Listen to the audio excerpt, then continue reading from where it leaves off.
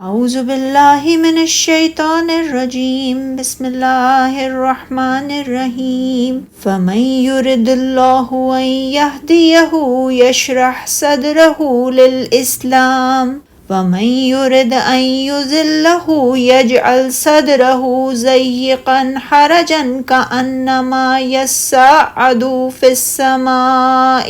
کذالک یجعل اللہ الرجس علی الذین لا یؤمنون۔ چنانچہ اللہ جسے ہدایت دینا چاہتا ہے تو اس کا سینہ اسلام کے لیے کھول دیتا ہے، اور جسے گمراہ کرنا چاہتا ہے تو اس کا سینہ بہت تنگ کر دیتا ہے،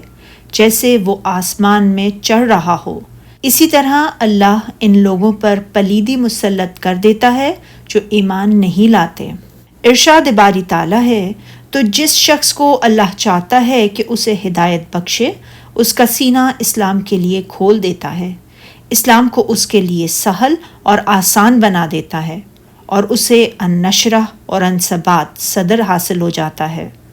اور یہ اچھی علامتیں ہیں، جیسا کہ فرمایا سورہ زمر میں،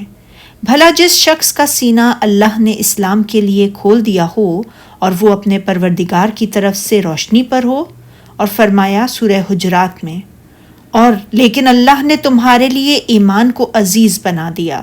اور اس کو تمہارے دلوں میں سجا دیا، اور کفر، گناہ اور نافرمانی کو تمہارے لیے ناپسند بنا دیا، یہی لوگ راہ ہدایت پر ہیں۔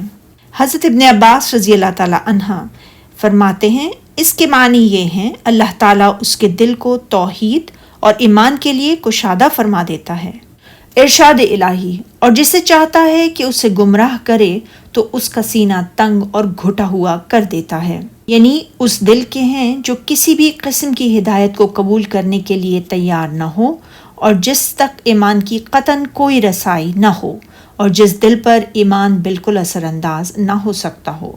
حضرت عمر بن خطاب رضی اللہ تعالیٰ عنہ نے خاندان مدلج کے ایک بادنشین عراب سے حراجہ کا مفہوم پوچھا تو اس نے کہا کہ درختوں کے درمیان ایک ایسا درخت ہوتا ہے جس تک پالتو یا جنگلی جانور یا کوئی چیز نہیں پہنچ سکتی۔ یہ سن کر حضرت عمر رضی اللہ تعالیٰ عنہ نے فرمایا، اسی طرح منافق کے دل تک بھی خیر و بھلائی کی کوئی بات نہیں پہنچ سکتی، گویا وہ آسمان پر چڑھ رہا ہے اس کی شدت کی وجہ سے۔ حضرت سعید بن جبیر رحمۃ اللہ علیہ فرماتے ہیں، اس کے سینے کو تنگ اور گھٹا ہوا کر دیتا ہے کہ وہ یوں محسوس کرتا ہے کہ گویا وہ آسمان پر چڑھ رہا ہے اور اس کے سوا اور کوئی اور راستہ نہیں پاتا۔ حکم بن ابان نے اکرمہ سے اور انہوں نے ابن عباس رضی اللہ تعالیٰ عنہ سے روایت کیا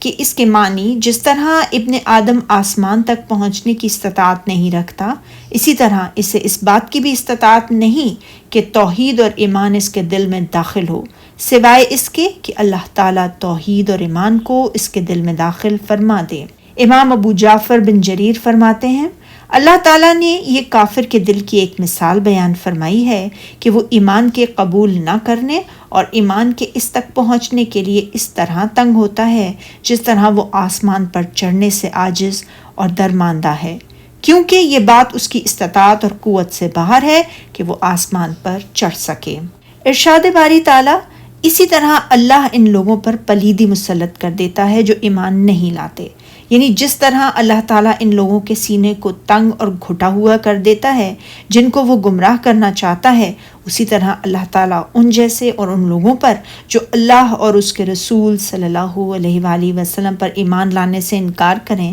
شیطان کو مسلط کر دیتا ہے جو انہیں گمراہ کر کے اللہ تعالیٰ کی راستے سے روک دیتا ہے۔ ابو طلحہ نے حضرت ابن عباس رضی اللہ تعالیٰ عنہ سے روایت کیا، یہاں رجس سے مراد شیطان ہے۔